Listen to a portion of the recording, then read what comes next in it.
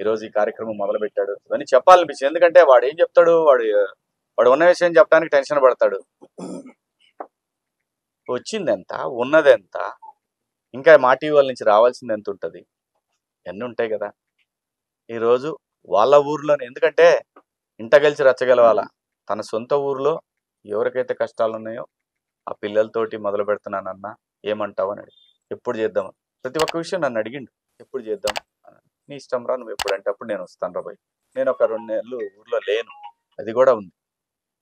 వాడికి వచ్చింది అంతా 15 రోజులు అవుతుంది వాడికి పైసలు వచ్చి చేతికి, అది కూడా కొంత. కాబట్టి దయచేసి ఇష్టం వచ్చినట్టు మాట్లాడొద్దు.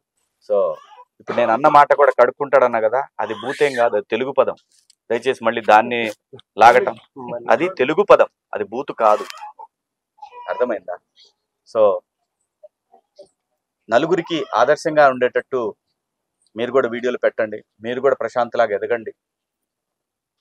అంతేగాని ఏంద్రబాయ్ ప్రతిదీ సెల్ ఫోన్ ఉందని చెప్పి ఇష్టం వచ్చినట్టు యూట్యూబ్ వీడియో పెట్టేసుకుని, ఆడ వెనకాల ఎంత కష్టం ఉంది, ఎంత ఎంత కష్టం ఉంది, దాని వెనకాల ఎంత కష్టం ఉంది. వాడు మట్టి తిన్నాడు, నేను మొన్న చూసిన వీడియో, మట్టి తిన్నాడు ఏందిరా నడిచిన అంటే పిచ్చి. కాబట్టి ఊరికే ఈజీగా తీసుకోవద్దు, ఏది కష్టాన్ని ఈజీగా తీసుకున్నప్పుడు బాధేస్తుంది.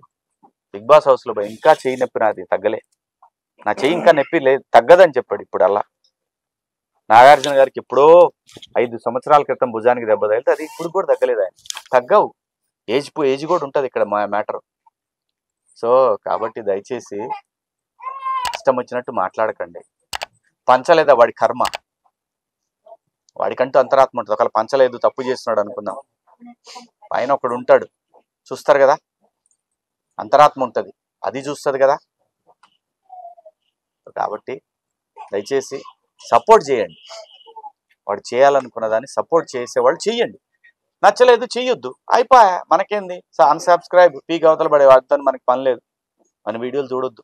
నమ్మకం లేకపోతే మనిషిని హెరాస్ చేయొద్దు, ఇల్ట్రీట్ చేయొద్దు. ముఖ్యంగా మళ్ళీగా సాటి వాళ్ళే, మళ్ళీ వీళ్ళందరూ ఎవరు, మిడిల్ క్లాస్ పిల్లలే అందరు. అదే అంటారు కదా, ఇంటికొకని తిన్నీదని.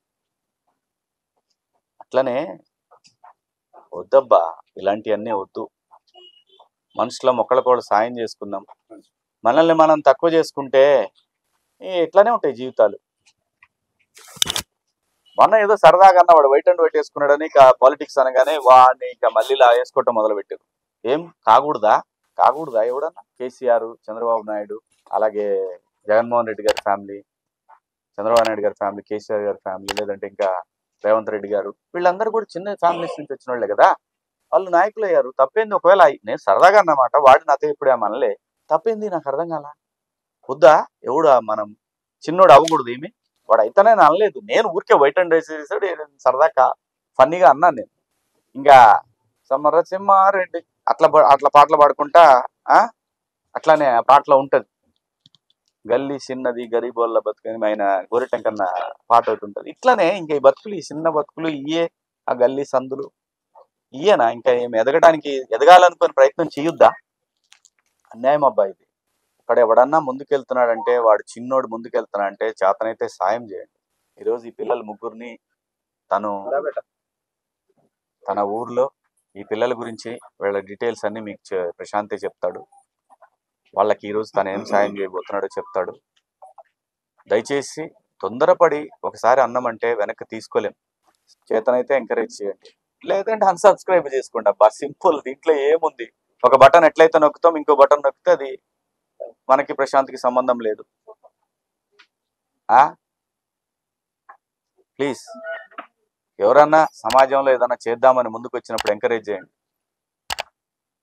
12 సంవత్సరాలు సినిమాలు వదిలేసి సమాజం కోసం అని చెప్పి నా ప్రాంతానికి అన్యాయం జరిగిందని పోతే ఇలాంటి మాటలే. నువ్వు అట్ల దగ్గర తీసుకున్నావు, వీళ్ళ దగ్గర ప్యాకేజీలు తీసుకున్నావు, ఎవడు ఇచ్చేవాడు? దొబ్బి లోపలేసుకునేవాడు ఎవడికి ఏమి ఇయ్యడు. అలాంటి పైసలు కావాలంటే సినిమా కంటే డబ్బులు ఎక్కడా ఉండవు. సినిమా ఇండస్ట్రీలో ఉన్న డబ్బు ఇంకెక్కడా, కష్టపడి పని చేసుకుంటే ఇంకెక్కడా కూడా నిజాయితీగా అంత డబ్బు రాదు. ఏ పని చేసినా సినిమాకున్న సత్తా అటువంటిది. సమాజం కోసం ముందుకు పోవాలనుకున్నప్పుడు కాళ్ళు వెనక్కి లాగటం అనేది సమాజాన్ని వెనక్కి లాగటమే. ఎవరు ఇక్కడ శాశ్వతంగా ఉండం. ఒకళ్ళొకళ్ళు పోతా ఉంటారు. మన వెనకాల పిల్లలు, ఇదిగో ఇవి తరాలు. ఈ తరాల కోసం చాలా 12 సంవత్సరాలు ఫైట్ చేసిన నేను. కాబట్టి ముందుకు పోతాను, లాగొద్దు వెనక్కి. ఎవడు తప్పు చేసినా కూడా దొరికేస్తాడు. ఎక్కడా కూడా ఇక్కడ దొరకనాడు అనే ప్రశ్నే లేదు. రాజాది రాజమార్తాండ అని చెప్పిన వాళ్ళు ఇవాళ ఇళ్లలో పడుకుంటున్నారు. 4 రోజుల క్రితం రాజమార్తాండ అని పొగిడిన జనము లోపల వేసింది, వెనక కాదులేమ్మా రెస్ట్ తీసుకొని చెప్తారు. ఇంకా తర్వాత మన గురించి పట్టించుకునేవాడే ఉండడు. ఎవరి జీవితం అయినా అంతే. అది నాయకులైనా ఎంత గొప్పవాళ్ళైనా సరే నువ్వు ఒకరోజు ఇంట్లో కూర్చోవాల్సిందే. ఇవాళ వయసు ఉన్నప్పుడు సమాజం కోసం ముందుకు పోదాం అనుకున్నాను, ఎంకరేజ్ చేయండి. అంతేగాని అందరినీ ఒకళ్ళనొకళ్ళ మన ఒకళ్ళ కాళ్ళు ఒకళ్ళు పట్టుకొని లాగేసుకుంటా ఉంటే కరెక్ట్ కాదు. సో ప్రశాంత్ తప్పు చేశా అంటే అది వాడి విఘ్నతకే వదిలేద్దాము, తప్పు చేస్తే. అంతేగాని ఒక ముందుకెళ్ళేవాడిని లాగొద్దు దయచేసి. నేను చేసే విన్నపం అది. ఫలానా అని నేను చెప్పను, కానీ ఎవరైనా సరే ఇలాంటి ఆలోచనలు ఉంటే దయచేసి అన్సబ్స్క్రైబ్ చేసుకోండి.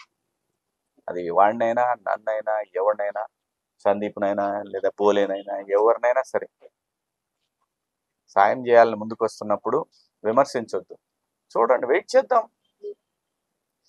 ఎవడు పిల్లి పాలు తాగుతా ఎవరు చూడలేదు అనుకుంటది.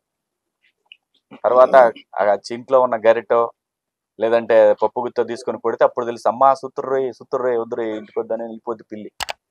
ఇట్లా దయచేసి విమర్శలు ఆపేద్దాం. దానివల్ల నిజంగా కూడా నెగిటివ్ థింకింగ్ అనేది మనిషిని, ఆరోగ్యాన్ని కూడా పాడు చేస్తే. ఈరోజు ఇంతమంది సమక్షంలో వాడు ఒక కార్యక్రమాన్ని మొదలుపెట్టాడు. అది బేసిక్గా ప్రశాంత్ ఎవడండి, నాకేం సంబంధం వాడితోని? నాకు సంబంధం ఏంటంటే సాటి మనిషి, నాతో పాటు బిగ్ బాస్ హౌస్ లో కలిపడ్డాడు. ఎందుకో మాకు మనసులు కలిసినాయి. ఓకే, కష్టం సుఖం అన్నిట్లో కూడా పంచుకున్నాము, అంతే. అతన్ని పొగిడినందువల్ల, అతన్ని లేపినందువల్ల నాకు వచ్చేదేం లేదు, లేదా అతని కాళ్ళు పట్టుకొని లాగినందువల్ల నాకు వచ్చేదేం లేదు. ఇక్కడ ఎవడి జీవితాన్ని ఎవడు ముందు తీసుకోలేడు, వెనక్కి లాగలేడు. జస్ట్ మనుషులుగా కలిసి ఉందాం. ప్రతిదాన్ని స్పోర్టివ్గా తీసుకుంటే హ్యాపీగా ఉంటుంది లైఫ్.